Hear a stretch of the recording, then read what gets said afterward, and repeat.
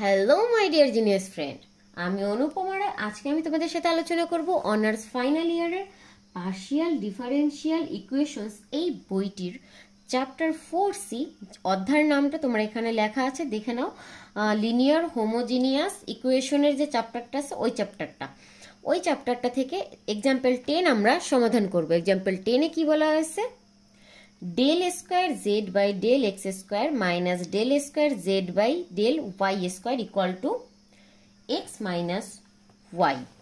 ঠিক আছে, এই অঙ্কটাকে আমরা 2 নম্বরের মতোই নর্মাল বিস্তৃতি দ্বারাই সমাধান করব। তবে সমাধানের আগে আমাদেরকে জানতে হবে এই মানটার মান হচ্ছে m এ, আর এই মানটার মান হচ্ছে তোমাদের 1। ঠিক আছে, আরো দুইটা মান জানতে হবে যেটা আমরা পরবর্তীতে জেনে নেব। তো আপাতত এইটুক জেনে আমরা অঙ্কটাকে শুরু করি। প্রথমে আমরা সহায়ক সমীকরণ নির্ণয় করে সেখান থেকে m এর মান বের করব।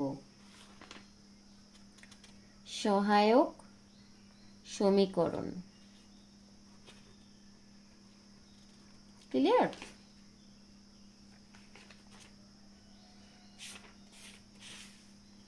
তো আমরা এখানে এইটার মান হচ্ছে গিয়ে m স্কয়ার, আর এটা -1 ইকুয়াল টু 0 করে m-1 a square minus b স্কয়ারের সূত্রে ফেলাইছি। তারপরে m ইকুয়াল টু -1 +1 করে নিলাম, একটা প্লাস হয় একটা মাইনাস হয়। ঠিক আছে, তো এবার আমরা এখান থেকে বের করব কমপ্লিমেন্টারি ফাংশন। কমপ্লিমেন্টারি ফাংশন হলো CF। কমপ্লিমেন্টারি ফাংশন যদি CF হয় তাহলে আমরা এতক্ষণ পূর্বের আলোচনা থেকে জেনেছি একটা ধ্রুবক হয়, তারপর y এর সাথে প্রথম মান ইন্টু এক্স, প্রথম মান ইন্টু এক্স করলে -1x আর প্লাস π2 y প্লাস দ্বিতীয় মান ইন্টু এক্স, তাহলে এটা হয় কি 1 - x plus 2y plus x। আমরা আগেও বলেছি যদি দুইটা মান সমান হতো সেক্ষেত্রে আমরা দ্বিতীয়টার এখানে একটা x চলক নিয়ে আসতাম, যেহেতু দুইটা মান ভিন্ন তো সেটার দরকার নেই। তো এইটা বের হয়ে গেল আমাদের কমপ্লিমেন্টারি ফাংশন। এবার আমাদেরকে বের করতে হবে পার্টিকুলার ইন্টিগ্রাল। পার্টিকুলার ইন্টিগ্রাল আমরা আগের নিয়মেই বের করব, নর্মাল বিস্তৃতির যে নিয়ম সেই নর্মাল বিস্তৃতির নিয়মে বের করব। এখানে আরও একটা নিয়মে অঙ্কটা করা যায়, তো সেটার এই মুহূর্তে দরকার নেই। নর্মাল বিস্তৃতি দিয়ে করলেও এটার অ্যান্সার সেমই আসবে। তোমরা ওই নিয়মটাও করতে পারো, যদি তোমাদের দরকার হয় তাহলে ওই নিয়মটা পরবর্তী একটা ক্লাসে দেখিয়ে দেবো। তো এখানে এটা করলে বেশি সোজা হয়। তো আমরা 1 দিয়ে, তো এখানে আমাদের কি ছিল m স্কয়ার আর -1, তাই তো? আর এই যে আমরা যখন নর্মাল বিস্তৃতি করি তখন আমরা কি জেনেছিলাম? নর্মাল বিস্তৃতির সময় এইখানে যেটা থাকে সেই জিনিসটাকে তোমার হচ্ছে গিয়ে এখানে লিখতে হয়। তো আমাদেরকে এখানে লিখতে হবে কি, এইটার বদলে d স্কয়ার আর এইটার বদলে d ড্যাশ স্কয়ার। ওকে, তো আমরা লিখে নিলাম d square minus d dash square. আর এখানে কি ছিল x মাইনাস ওয়াই, তাহলে সেই x মাইনাস ওয়াই করে নিলাম। তো আমাদের নর্মাল বিস্তৃতির অঙ্ক করার সময় আমরা দেখেছিলাম যে আমাদেরকে 1 মাইনাস ওয়াই এর ইনভার্স 1 এই সূত্রে ফেলানো লাগে। তাহলে সেইটা ফেলানোর জন্য আমাদেরকে এই 1 মাইনাস ওয়াই এই আকারটা তৈরি করার লাগে, ইনভার্স 1। তো আমরা এখন এই আকারটা তৈরি করব। ঠিক আছে, এই আকারটা তৈরি করার জন্য এই দুইটা পদকে ডি স্কোয়ার দ্বারা ভাগ করব। ডি স্কোয়ার দ্বারা ভাগ করলে আমাদের প্রথম পদটা 1 হয়ে যায়, আর মাইনাস দিয়ে এইখানে আমরা ডি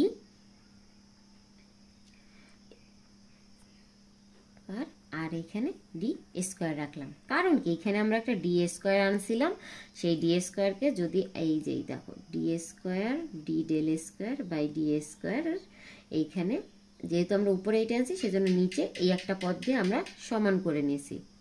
তো এখান থেকে কমন নেওয়া যায় ডি স্কোয়ার, তাইলে এই পদটা কাটা গিয়ে শুধু এই পদটা থাকে। ক্লিয়ার? তো এই একটা কাজের জন্য আমরা এখানে এটা ডি স্কোয়ার দ্বারা কমন নিলাম। এবার আমরা কি করতে পারি, এবার আমরা এখানে ব্র্যাকেট দিয়ে x মাইনাস ওয়াই করে নিলাম। এবার আমাদেরকে এই আকারটা নিতে হবে। এই আকারটা নিতে হলে নিচের মানটাকে উপরে উল্টায় দিলে পর তোমার হচ্ছে ইনভার্স 1 হয়ে যায়। তাহলে 1/d², আর এইখানে এই মানটাকে জন্য আমরা লিখব -d²/d² ইনভার্স 1। তাহলে আমাদের 1 - y এর ইনভার্স 1 এর ফর্মুলায় পড়ে গিয়েছে। তো এবার আমাদেরকে সেই অঙ্কের থিমে চলে যেতে হবে। এর আগে আমরা যে এই অঙ্কটা করেছিলাম, মানে এই যে সূত্রটা, এই সূত্রটায় আমরা ফেলবো। আর আমাদের এখানে ডি মানে হচ্ছে যে এক্স এর সাপেক্ষে অন্তরীকরণ, আর ডি ড্যাশ মানে হচ্ছে ওয়াই এর সাপেক্ষে অন্তরীকরণ, 1/d মানে হচ্ছে এক্স এর সাপেক্ষে যোগজীকরণ বা ইন্টিগ্রেশন, আর 1/d প্রাইম হচ্ছে গিয়ে ওয়াই এর সাপেক্ষে। ঠিক আছে, প্রাইম থাকলে সেটা ওয়াই এর সাপেক্ষে, আর যদি নর্মাল ডি থাকে তাহলে সেটা এক্স এর সাপেক্ষে। ঠিক আছে, ভগ্নাংশ আকারে থাকলে হচ্ছে গিয়া ইন্টিগ্রেশন, আর যদি পূর্ণ আকারে থাকে তাহলে হচ্ছে ডিফারেন্সিয়েশন। এই থিমটুকু আমাদের জানা থাকলে বাকি অংশ করতে পারবো। আমরা এবার 1 - y ইনভার্স 1 এর যে সূত্র আছে সেই সূত্রে ফেলাবো। এই সূত্রে যদি আমরা ফেলাই সেক্ষেত্রে আমাদের অঙ্কটা দাঁড়ায়, আমরা একটু এখানে সূত্রটা লিখে নিই।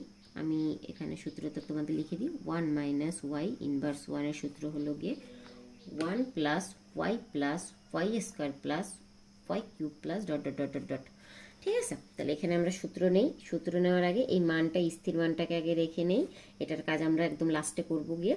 তো আমাদের এখানে এটাকে সূত্রে ফেলানোর জন্য আমরা এই ব্র্যাকেটটা দিই 1 প্লাস সূত্রের প্লাস আর ওয়াই আছে, তাই না? তো আমাদের এখানে ওয়াই ছিল কি, এই পদটা ছিল আমাদের 5। তো এই পদটাকে আমরা একবার লিখব d'²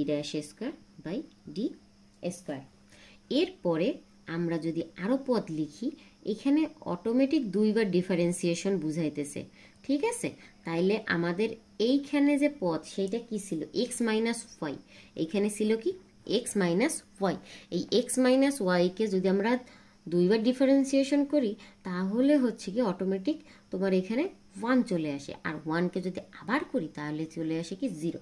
এখানে 0 যদি চলে আসে, যতক্ষণ 0 আসবে সেই পর্যন্ত আমরা নিব, মানে x y কে কতবার ডিফারেন্সিয়েশন করলে 0 হবে ততবার পর্যন্ত আমাদেরকে এই মানটাকে নিতে হবে। তো এই পর্যন্ত করলে মানটা অটোমেটিক 0 হয়ে যায়।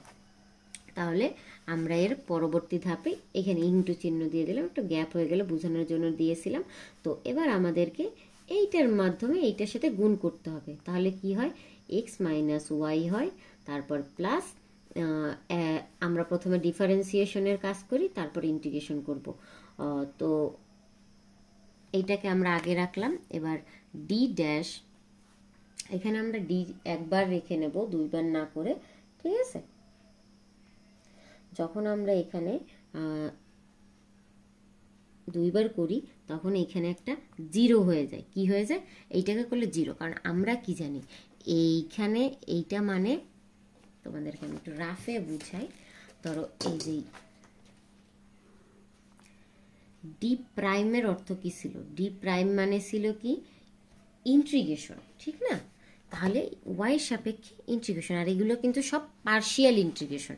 তো পার্শিয়ালের ডিফারেন্সিয়েশন ইন্টিগ্রেশন, তাহলে হচ্ছে গিয়ে পার্শিয়াল ডিফারেন্সিয়েশন করতে গেলে আমাদের এখানে দুইবার বলা আছে ডি ডি।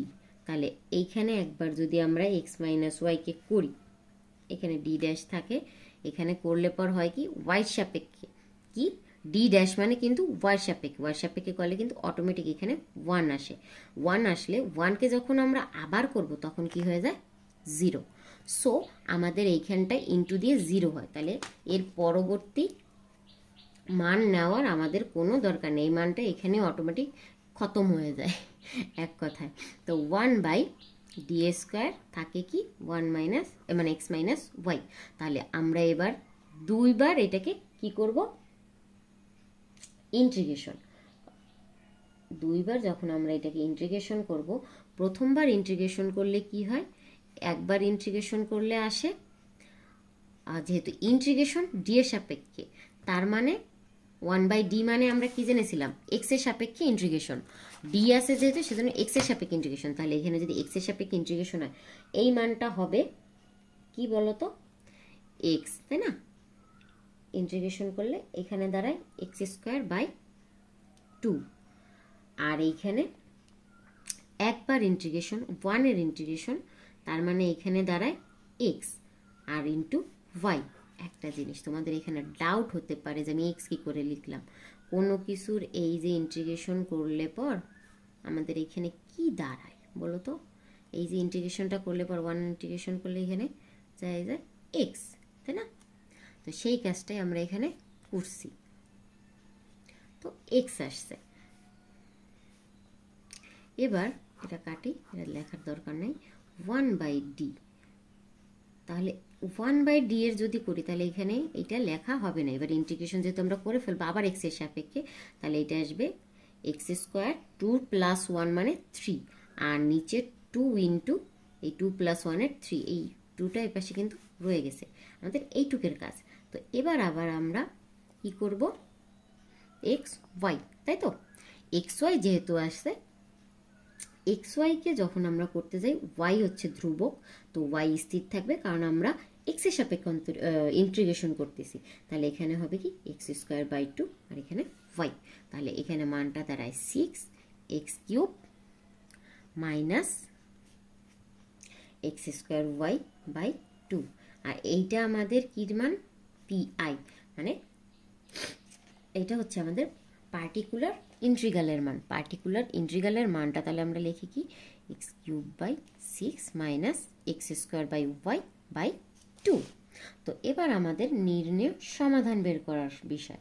নির্ণয় সমাধান যখন আমরা বের করব তখন আমাদের কি হবে, z = আমরা যে ওখানে কমপ্লিমেন্টারি ফাংশন বের করেছিলাম আর এখানে যে পার্টিকুলার ইন্টিগ্রাল বের করেছিলাম, এই দুইটার যোগফল। তাহলে এইটার মান কি ছিল, π1 y - x plus π2 y plus x, আর পার্শিয়াল এর এইটার মান কি ছিল, প্লাস x³/6 মাইনাস x²/y/2। তো অঙ্কটা এইখানেই শেষ। আশা করি তোমাদের কারো কোনো সমস্যা নেই। দেখা হবে পরবর্তী ভিডিওতে। আর এটার যদি অন্য একটা নিয়ম আছে সেটাও তোমরা জানতে চাও তাহলে কমেন্ট করে জানাবে। এখানে আমি এর ভিডিওটা বাড়ালাম না। ভালো থাকবে সকলে। আজকের মতো এখানেই বিদায় নিচ্ছি। Good bye for today, best of luck. বলতে ভুলে গেছি, তোমাদের যদি কোর্সের নিড হয় first year, second year, third year, fourth ইয়ারের ফিজিক্স, কেমিস্ট্রি, বায়োলজি, ম্যাথ, তাহলে আমাদের সাথে কাইন্ডলি যোগাযোগ করবে আমাদের ডেসক্রিপশন বক্সে দেওয়া নাম্বারে। ওকে, গুড বাই।